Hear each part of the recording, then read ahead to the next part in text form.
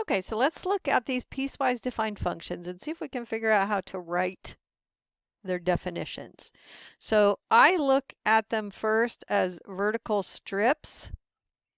So that's what I'm going to do with this first one and say, I see that it's defined one way in this vertical strip, and then it's defined another way in this vertical strip.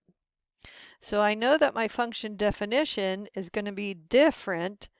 And sorry about the typing. I think what happens is I lay my arm on my keyboard. So let's solve that. Okay, so in the section on the left, x is going from -1 up to 0.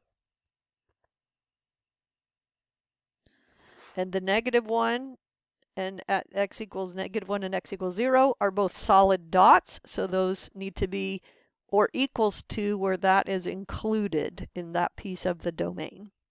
Then the second piece has x is strictly greater than 0 and going on, but I would suggest you write that as x is greater than 0. It just looks correct to me, and the other way looks strange.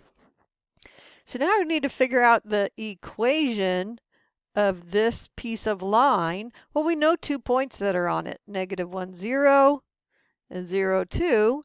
So we can figure out that the slope is 2 minus 0 over 0 minus -1, or 2. Or you could just say, oh, up 2 and over 1. The slope is 2.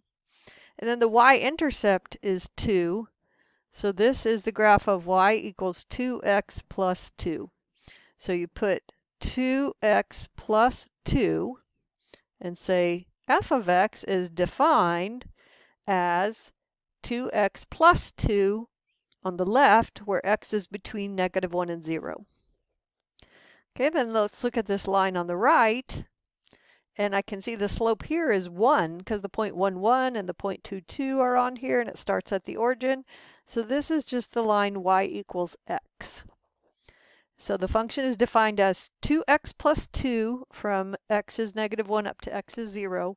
And it's defined as x for x values bigger than 0. Okay, so let's look at the second one. And here the domain is divided up from -infinity to 0, and then from 0 to 2. So I'm going to have x values smaller than 0 and including 0 because the solid dot is on this piece of the graph. And then from 0, not including 0, up to 2, but 2 is included, x equals 2 is included as a point on this line, then I'm going to have the function defined as the second line. Okay, so the first line I see goes from the point 0, 0 to the point -1, 1. So I see the slope is -1, down 1 over 1, down 1 over 1. And then the y-intercept is 0. So this is the line y equals -x. So I put -x as how is the function defined when x values are negative or 0. Okay, then the second line has the point 1, 1 and the point 2, 0 on it. So the slope is 0 minus 1 over 2 minus 1, or -1. Does that look right? Down 2 over 2, that would be a slope of -1. So this would be y equals -x, but then it has a y-intercept of 2, even though it doesn't actually get there. That is the y-intercept of that line. So we would put y equals -x plus 2, not at x equals 0, but for every x value greater than 0 and up until x is 2. And this is the definition of that piecewise defined function. Okay, and then the last objective is to evaluate piecewise defined functions if all I have is the definition and not a picture. So for f of -3, you need to say, okay, x is -3. So I'm on this piece of the graph. So f of negative 3 is defined as 6 times negative 3 minus 1, or negative 19. And then f of 0 is defined this way. So we're going to have 7 times 0 plus 3 equals 3.